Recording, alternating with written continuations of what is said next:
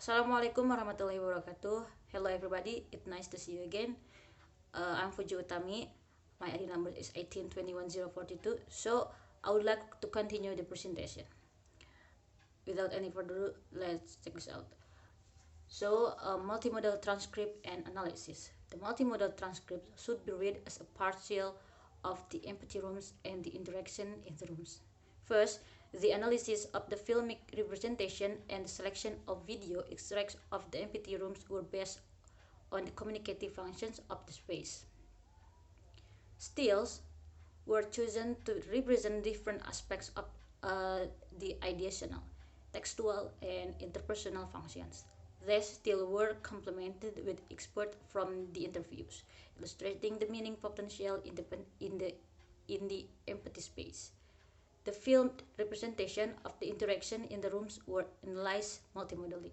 The writer watched the film as a whole, going back and forth in a search for focal episodes where the writer interpreted that the participants were using the space as resource in their meaning-making process. For example, this could be a teacher moving around in a room, students regrouping, placing themselves around different tables, or some using the whiteboard.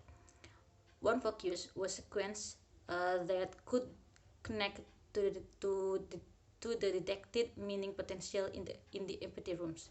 Another focus was the teacher design of the space and how this was used during the interaction. As a result, only some of the interactions in the room are highlighted in the transcript, and other parts are excluded. Thus, the transcript is designed by the writer as a researcher to represent certain foregrounded actions that stand as being more significant than others, and thus relevant and motivated. More specifically, the transcripts are designed as a table that contains a selected still from the film, the participants' bodily movements, resources in the room, and speech. However, in the final written text that constitutes this article, the writer have chosen to discard the table form, instead represent the expert with stills combined with written text. So the next is ethical consideration. Combining video with interviews over rich data. However, many ethical decisions have to be made with both methods. Careful consideration were made to ensure the participants consented, and the participants were informed of the purpose and the implementation of the study both verbally and in written text. Further, they had to decide whether to participate or not, and they signed their participation, written consent, in the knowledge that they could cancel at any time with no further explanation necessary. Although usual ethical considerations were taken, the question of how to represent the material remains. Here, the writer will concentrate on issues concerning in the visual material, as this material dominates the article. The practice of anonymization, for example, is almost impossible.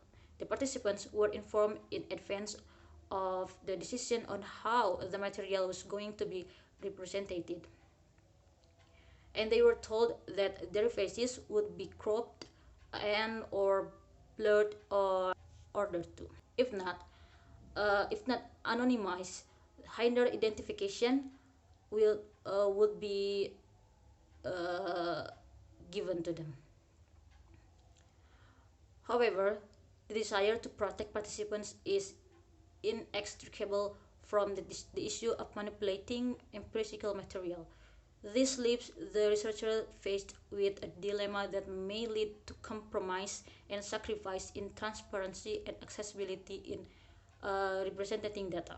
Jordan 2013 asked if altering images interferes with the integrity of the research, and he differentiates between image management and image manipulation. Image management concerns actions like changing contrast, altering size, and cropping with the intention neither to alter the intended meaning of the image nor to change the terms of the participant agreement to the research. If the change lead to a misrepresentation of the situation where the image was taken, you are dealing with image manipulation, and according to Jordan, research misconduct. However, there is a thin line between management and manipulation. To navigate the problems of the identification of individuals in the article, the writer have obtained a written informed consent from all participants where image managing techniques like cropping and face blurring were presented. Furthermore, the original film recordings are kept unedited and are achieved in a secure location.